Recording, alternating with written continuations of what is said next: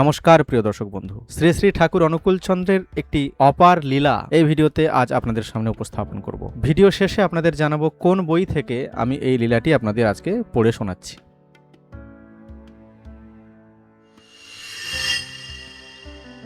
এই নিরন্তর নাম জপের ফলে ঠাকুর অনুকূল চন্দ্রের এমনই অবস্থা হয় যে তিনি যখনই যা কিছুতে গভীরভাবে মনোযোগ করতেন তখনই তিনি তাই হয়ে যেতেন।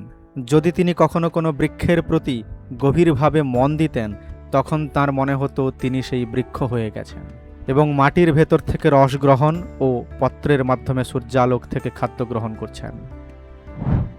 একদিন ঠাকুর দেখলেন মাঠে এক শকুন একটি মরা গরুর পচা মাংস খাচ্ছে। সেই শকুনের প্রতি গভীরভাবে মনোসংযোগ করতেই তিনি শকুন ভাব প্রাপ্ত হলেন এবং সেই সঙ্গে পচা গোমাংসের স্বাদ গ্রহণ করতে লাগলেন। কোনো পশু বা জীবের দুরাবস্থা দেখলেই তিনি আত্মহারা হয়ে সেই অবস্থা নিজের মধ্যে অনুভব করতেন।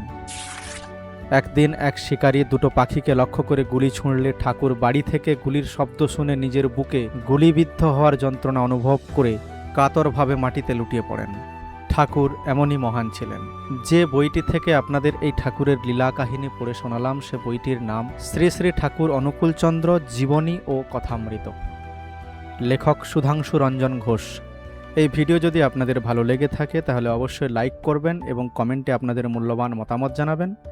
এই ধরনের ভিডিও আরও পেতে চাইলে অবশ্যই চ্যানেলটিকে সাবস্ক্রাইব করবেন এবং ফেসবুক পেজটিকে ফলো করে পাশে থাকবেন।